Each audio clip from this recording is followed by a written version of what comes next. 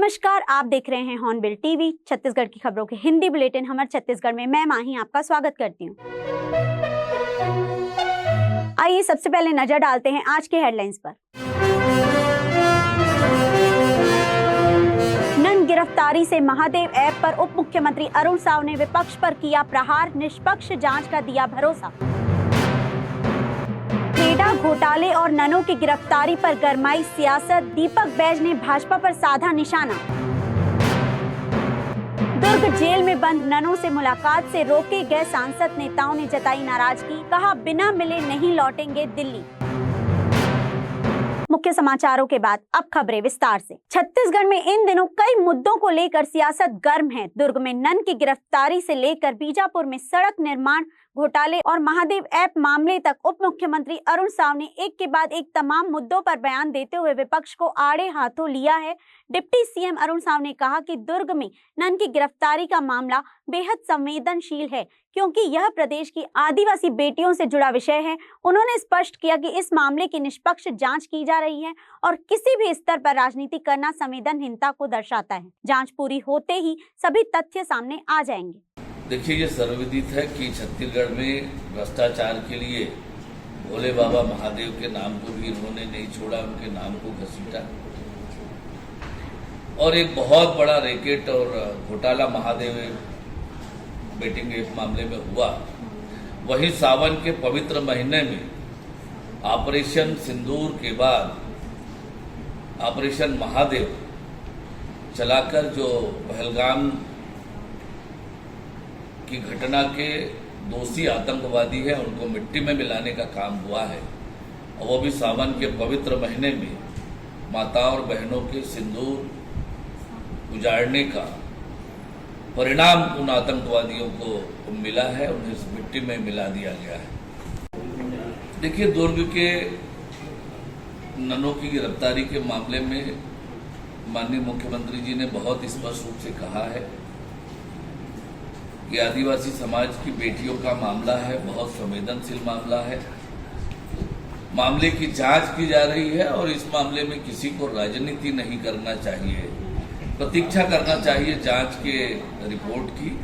जांच पर क्या तथ्य सामने आते हैं, इस मामले में अनावश्यक रूप से राजनीति करना ये उचित नहीं है, क्योंकि ये हमारे आदिवासी समाज की बेटियों का मामला है जो कि बहुत ही संवेदनशील है। छत्तीसगढ़ में इन दिनों सियासत अपने चरम पर है। एक और क्रेडा में भ्रष्टाचार के आरोप, दूसरी ओर नन की गिरफ्तारी को लेकर भाजपा में विरोधाभास। इन तमाम मुद्दों पर कांग्रेस प्रदेश अध्यक्ष दीपक बैज ने भाजपा पर जमकर हमला बोला है। दीपक बैज ने कहा कि भाजपा और बजरंग दल एक ही सिक्के के दो पहलू हैं और दोनों मिलकर नूरा कुश्ती का खेल खेल रहे हैं। बैज ने दुर्ग स्टेशन से दो ननों की गिरफ्तारी के मामले में केरल और छत्तीसगढ़ भाजपा के अलग अलग रुख को लेकर बैज ने कटाक्ष किया। उन्होंने कहा कि केरल भाजपा इस गिरफ्तारी का विरोध कर रही है, जबकि छत्तीसगढ़ भाजपा समर्थन कर रही है। यह विरोधाभास दर्शाता है कि भाजपा सिर्फ अवसरवाद की राजनीति करती है। उन्होंने कहा कि यह मामला बालिग लड़कियों से जुड़ा है जो अपने निर्णय लेने में सक्षम है। नहीं है, भारतीय जनता पार्टी, बजरंग दल एक ही सिक्के के दो पहलू है, मिली जुली है। ये कुछ नहीं, नूरा कुश्ती खेल रहे दोनों मिलकर। आखिर बजरंग दल को आप देखेंगे सोशल मीडिया में पूरे उनका वीडियो वायरल हो रहा है। आवश्यकता पड़ेगा हथियार भी उठाएंगे। हथियार उठाने का छूट किसने दी है? तो मैं तो बोल रहा हूं गृह मंत्री जी को दे दो उनको AK-47। प्रदेश में लोकतंत्र है या जंगल राज? क्या सरकार अपने गुंडों को संरक्षण दे रही है? क्या सरकार इस तरह के माहौल, डर भय का माहौल पैदा करना चाहती है प्रदेश में? नहीं होने देंगे, प्रदेश में इस तरह का माहौल पैदा होने नहीं देंगे। ठीक है, कोई अगर मामला है तो सरकार निष्पक्ष रूप से जांच करे, संज्ञान में ले कौन उनको दबाव डाल रहा है, लेकिन इस तरह की दादागिरी प्रदेश में नहीं चलेगी। भारतीय जनता पार्टी और केरल के भारतीय जनता पार्टी और छत्तीसगढ़ के भारतीय जनता पार्टी में फिर विरोधाभासी क्यों? क्योंकि वो नाबालिग हैं, सॉरी, क्योंकि वो बालिग हैं और अपना फैसला वो खुद ले सकते हैं, चाहे इस प्रदेश से देश के अन्य नागरिक भी हो। केरल के प्रदेश अध्यक्ष खुलेआम इस सरकार के ऊपर आरोप लगाते हैं कि इस तरह की घटनाएं नहीं घटी है, कोई धर्मांतरण नहीं हुआ है, कोई मानव तस्करी नहीं हुई है, गलत तरह से गिरफ्तारी हुई है। क्या इस तरह के प्रदेश अध्यक्ष भारतीय जनता पार्टी केरल के जो कह रहे हैं, इसमें छत्तीसगढ़ के भारतीय जनता पार्टी के अध्यक्ष का क्या कहना है, सरकार का क्या कहना है? क्या उनका आरोप गलत है? क्या स्पष्ट करे सरकार, क्योंकि है हम तो निष्पक्ष जांच की मांग कर रहे हैं, लेकिन उनके ही पार्टी के केरल के प्रदेश अध्यक्ष स्पष्ट रूप से कह रहे हैं कि ये गिरफ्तारी गलत है, इस तरह की किसी प्रकार घटनाएं नहीं घटी है, गलत तरह से गिरफ्तार किया गया है। क्या गलत बोल रहे हैं? क्या कौन गलत है?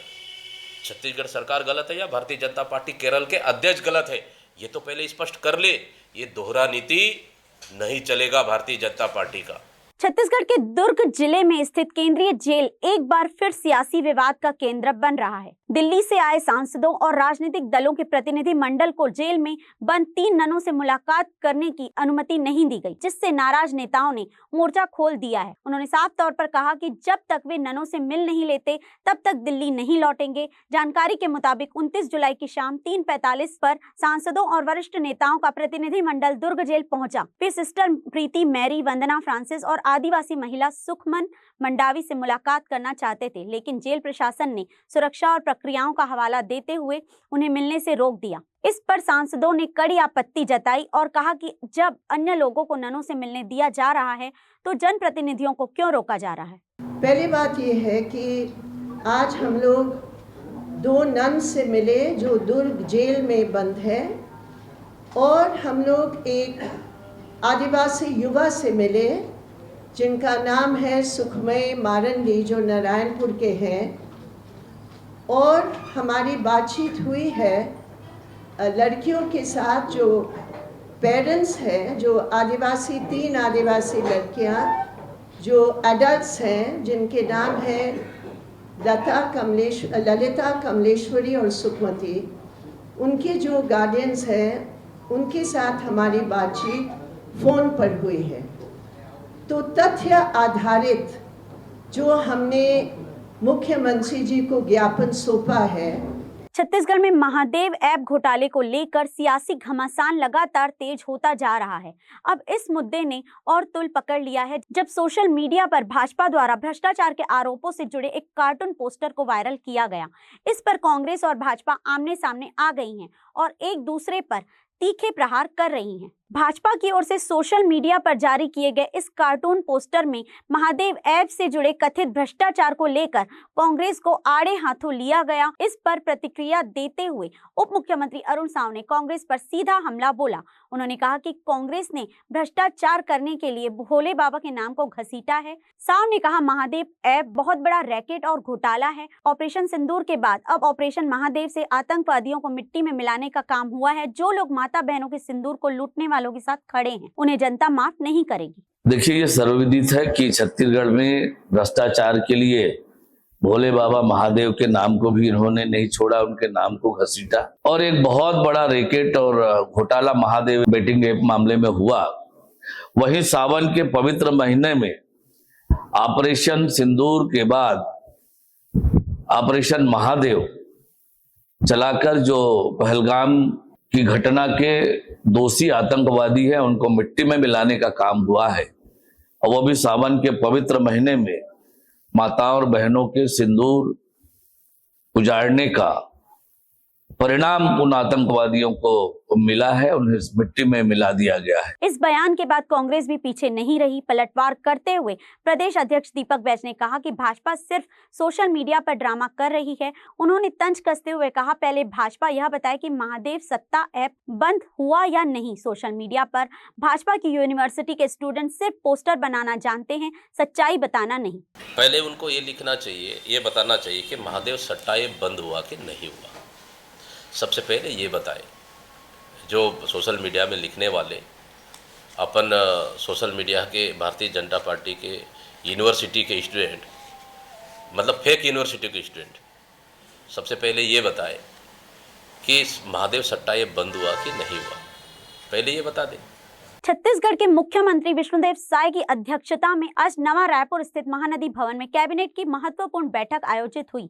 इस बैठक में राज्य हित से जुड़ी कई अहम प्रस्तावों को मंजूरी दी गई। अरुण साव ने बताया कि बैठक में छत्तीसगढ़ स्टेट क्रिकेट संघ को नवा रायपुर के सेक्टर 3 ग्राम परसदा में क्रिकेट अकेडमी स्थापित करने के लिए 7.96 एकड़ भूमि आवंटित किए जाने के प्रस्ताव को स्वीकृति दी गई। इसके साथ ही 3 अन्य बड़े फैसले भी लिए गए। सरकार के मुताबिक ये फैसले राज्य में विकास और पारदर्शिता की दिशा में मील का पत्थर साबित होंगे। आज राज्य मंत्रिपरिषद की बैठक मुख्यमंत्री माननीय विष्णुदेव साय जी की अध्यक्षता में संपन्न हुई है। बैठक में अनेक महत्वपूर्ण निर्णय आज लिए गए हैं, जिसमें भारत सरकार के खान मंत्रालय के नवीन दिशा निर्देश और प्रधानमंत्री खनिज क्षेत्र कल्याण योजना 2024 के संशोधित गाइडलाइंस के अनुसार छत्तीसगढ़ जिला खनिज न्यास संस्थान नियम 2015 में आवश्यक संशोधन किए जाने का निर्णय लिया गया है। इससे न्यास के पास उपलब्ध राशि का न्यूनतम 70% राशि का व्यय उच्च प्राथमिकता वाले क्षेत्र जैसे पेयजल आपूर्ति, पर्यावरण संरक्षण, प्रदूषण नियंत्रण, स्वास्थ्य, शिक्षा, कृषि, महिला एवं बाल कल्याण, वृद्ध एवं निःशक्त जन के कल्याण के साथ ही कौशल विकास एवं रोजगार, स्वच्छता, आवास, पशुपालन के समग्र विकास पर किया जाएगा। मंत्रिपरिषद द्वारा एक और बहुत महत्वपूर्ण निर्णय लिया गया, जिसके माध्यम से साधारण रेत के उत्खनन और परिवहन पर प्रभावी नियंत्रण तथा रेत के उत्खनन एवं नियमन में पारदर्शिता लाने के उद्देश्य से छत्तीसगढ़ गौण खनिज साधारण रेत उत्खनन एवं व्यवसाय नियम 2019 एवं छत्तीसगढ़ गौण खनिज साधारण रेत उत्खनन एवं व्यवसाय अनुसूचित क्षेत्र हेतु नियम 2023 को निरस्त करते हुए नवीन नियम छत्तीसगढ़ गौण खनिज साधारण रेत उत्खनन एवं व्यवसाय नियम 2025 का अनुमोदन किया गया। इससे रेत के अवैध उत्खनन और परिवहन को रोकने के लिए कड़े कदम उठाए जाएंगे, जिससे आम जनता को उचित दरों पर रेत उपलब्ध हो सकेगी। साथ ही रेत उत्खनन में पर्यावरण और सुरक्षा मानकों का सख्ती से पालन सुनिश्चित किया जाएगा। प्रस्तावित नियम में रेत खदान आवंटन की कार्यवाही इलेक्ट्रॉनिक नीलामी यानी ऑनलाइन माध्यम से की जाएगी। इससे राजस्व में भी वृद्धि होगी। छत्तीसगढ़ के वित्त मंत्री ओपी चौधरी आज से 7 दिवसीय अमेरिका दौरे पर रवाना हो रहे हैं। रवाना होने से पहले रायपुर में मीडिया से चर्चा करते हुए उन्होंने कहा कि छत्तीसगढ़ अब विकासशील राज्य से विकसित राज्य बनने की दिशा में तेजी से अग्रसर है। उन्होंने बताया कि अमेरिका में दुनिया के अलग अलग क्षेत्रों में बसे छत्तीसगढ़ के हजारों लोगों से मुलाकात कर राज्य से उनके जुड़ाव को मजबूत किया जाएगा। चौधरी ने कहा, मुख्यमंत्री विष्णुदेव साय के नेतृत्व में राज्य में गुड गवर्नेंस और फास्ट इकोनॉमिक ग्रोथ के कॉन्सेप्ट पर हम काम कर रहे हैं। अमेरिका में एनआरआई लोगों से संवाद कर हम उन्हें राज्य के विकास में भागीदार बनने का आमंत्रण देंगे। आज पूरी दुनिया ग्लोबलाइज्ड है, पूरी दुनिया एक वैश्विक गांव में तब्दील हो गई है और सभी की अर्थव्यवस्थाएं एक दूसरे से बहुत गहराई के साथ जुड़ी हुई हैं। आज देखते हैं कि एक टैरिफ आने से, एक चीज़ आने से कितने दुनिया की अर्थव्यवस्थाएं एक दूसरे से प्रभावित होती हैं। ऐसी स्थिति में और जब भारत जैसा देश जो विकासशील से विकसित बन रहा है, हमारा छत्तीसगढ़ जैसा प्रदेश जो विकासशील छत्तीसगढ़ से विकसित छत्तीसगढ़ बनने की राह पर है, यहाँ पर इन्वेस्टमेंट बहुत महत्वपूर्ण होता है। हमारे छत्तीसगढ़ के हज़ारों लोग अमेरिका में, दुनिया के अलग अलग क्षेत्रों में रहते हैं अमेरिका में जो हज़ारों लोग हैं इनसे भी मैं वहाँ पे कनेक्ट होऊंगा, इनके साथ मीटिंग्स करूँगा, कई प्रकार के अनौपचारिक डिनर वगैरह, लंच वगैरह का भी आयोजन करेंगे और इनसे हम कनेक्ट होंगे ताकि उनको अपनी जड़ों से और जोड़ने की दिशा में प्रयास कर सकें। और जो छत्तीसगढ़ में आदरणीय मुख्यमंत्री जी विष्णुदेव साय जी के नेतृत्व में गुड गवर्नेंस के साथ जो गति के कॉन्सेप्ट पे हम फास्ट इकोनॉमिक ग्रोथ के लिए काम कर रहे हैं, इंडस्ट्रियल ग्रोथ कैसे हो, कैपेक्स कैसे हो, उस दिशा में काम कर रहे हैं। उसमें सब लोगों की बड़ी महत्वपूर्ण भूमिका हो सकती है छत्तीसगढ़ के लोगों की। इस दिशा में हम गहराई के साथ, तल्लीनता के साथ मिल करके काम करने की दिशा में प्रयास करें। राजधानी रायपुर में हाल ही में स्पा सेंटरों में संदिग्ध युवतियों के पकड़े जाने के बाद बिलासपुर पुलिस ने भी मंगलवार को शहर के प्रमुख स्पा सेंटरों पर सघन जांच अभियान चलाया। इस कार्रवाई के लिए एसएसपी रजनेश सिंह के निर्देश पर एक विशेष टीम का गठन किया गया, जिसमें अतिरिक्त पुलिस अधीक्षक राजेंद्र जायसवाल, सीएसपी निमितेश सिंह, सिद्धार्थ बघेल, डीएसपी रश्मीत कौर चावला और संबंधित थाना प्रभारी शामिल थे। अभियान के दौरान तारबहार थाना क्षेत्र के एलिमेंट स्पा, सनराइज स्पा, खुशी स्पा और सरकंडा क्षेत्र के ईवा स्पा में पुलिस ने कड़ी जांच की। हालांकि चेकिंग के दौरान कोई संदिग्ध या अवैध गतिविधि प्रत्यक्ष रूप से सामने नहीं आई, लेकिन पुलिस ने इसे भविष्य की रोकथाम की दिशा में एक जरूरी कदम बताया। स्पा सेंटर के कर्मचारियों के पहचान पत्र, आधार कार्ड, ड्राइविंग लाइसेंस समेत अन्य दस्तावेजों की भी जांच की गई। पुलिस का कहना है कि इस तरह के अभियान आगे भी जारी रहेंगे, जिससे शहर में अवैध गतिविधियों पर प्रभावी नियंत्रण रखा जा सके। वरिष्ठ पुलिस अधीक्षक महोदय बिलासपुर के निर्देश पर बिलासपुर शहर में संचालित होने वाले अलग अलग स्पा सेंटर पर कल रेडी कार्रवाई की गई थी। पुलिस को वहाँ से सूचना मिल रही थी कि वहाँ गलत कार्य होता है। इसी को चेक करने के लिए राजपत्रित अधिकारी के नेतृत्व में 2 पृथक टीम बनाई गई थी, जिनके द्वारा तारबहार थाना क्षेत्र तथा सरकंडा क्षेत्र में संचालित होने वाले कुल 4 स्पा सेंटरों में रेडी कार्रवाई की गई तथा वहाँ चेकिंग के दौरान किसी प्रकार की अनैतिक गतिविधियों के संचालन का साक्ष्य प्राप्त नहीं हुआ है। तथापि जो वहाँ काम करने वाले कर्मचारी हैं उनको चेक किया गया, उनके संबंधित दस्तावेज को चेक किया गया तथा उन्हें सख्त हिदायत दी गई है कि वो नियमानुसार अपना व्यवसाय करें तथा अनैतिक गतिविधियों की संलिप्तता के संबंध में यदि कोई साक्ष्य मिलता है तो कार्रवाई की जाएगी एवं यह रेडी कार्रवाई तथा चेकिंग की कार्रवाई लगातार जारी रहेगी। बिलासपुर जिले में लगातार बढ़ रही अपराध की घटनाओं पर अंकुश लगाने के लिए पुलिस ने सख्त रुख अपनाया है। जिले के एसपी रजनेश सिंह के निर्देश पर सभी थाना प्रभारियों को पेट्रोलिंग और चेकिंग पॉइंट्स बढ़ाने के आदेश दिए गए हैं। इसी क्रम में तोरवा पुलिस ने अभियान चलाकर आधा दर्जन से अधिक आरोपियों को गिरफ्तार किया है। बताया गया कि हाल ही में शहर के विभिन्न थाना क्षेत्रों में चाकूबाजी और धारदार हथियारों से लोगों को डराने धमकाने की घटनाएं बढ़ गई हैं। इन्हीं मामलों की रोकथाम के लिए चलाए गए इस विशेष अभियान के तहत तोरवा पुलिस ने कई संदिग्धों को हिरासत में लिया। इनमें से 2 आरोपियों के खिलाफ आर्म्स एक्ट के तहत कार्यवाही की गई है, जबकि 2 वारंटियों को गिरफ्तार किया गया है। अन्य आरोपियों के खिलाफ भी संबंधित धाराओं में कार्यवाही की गई है। मामला तोरवा थाना क्षेत्र का है, जिसमें आज पुलिस ने विशेष अभियान चलाकर एक टीम गठित की गई, जिसमें ऐसे संदिग्ध स्थानों पर जहां पर लगातार शिकायतें प्राप्त हो रही थी वहां पर रेड की कार्रवाई की गई। पुलिस को इस कार्रवाई के दौरान स्थायी वारंट और 2 व्यक्ति आर्म्स के साथ मिले, जिस पर कुल ऐसे 7 व्यक्ति पुलिस ने अपनी हिरासत में लिए हैं। उनके विरुद्ध वैधानिक कार्रवाई की जा रही है। उसमें 2 व्यक्ति के विरुद्ध आर्म्स एक्ट के तहत, 3 व्यक्तियों के विरुद्ध 170 BNSS के तहत एवं 2 व्यक्तियों के विरुद्ध स्थायी वारंट था। पुलिस उन्हें विधिवत कार्रवाई कर रही है उनके खिलाफ। रायगढ़ में तंबाकू नियंत्रण को लेकर प्रशासन सख्त रूप अपनाए हुए है। इसी कड़ी में स्वास्थ्य विभाग और पुलिस की संयुक्त टीम ने कोतवाली थाना क्षेत्र की 5 दुकानों पर छापेमार कार्यवाही की। अभियान के दौरान एनटीपीसी टीम ने विशेष रूप से स्कूल, कॉलेज और कोचिंग सेंटरों के आसपास की दुकानों की जांच की। जांच के दौरान कई दुकानों पर सिगरेट, बीड़ी और गुटखा जैसे तंबाकू उत्पाद खुले आम बेचे जा रहे थे, जो कोटपा एक्ट की धारा 6B का उल्लंघन है।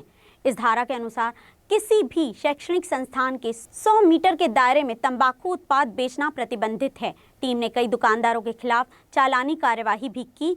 साथ ही आसपास के लोगों और दुकानदारों को कोटपा अधिनियम की जानकारी देते हुए तंबाकू सेवन से होने वाले स्वास्थ्य खतरे के प्रति जागरूक किया। स्वास्थ्य विभाग ने सभी नागरिकों से अपील की कि वे इस मुहिम में प्रशासन का सहयोग करें और तंबाकू मुक्त समाज की दिशा में योगदान दें।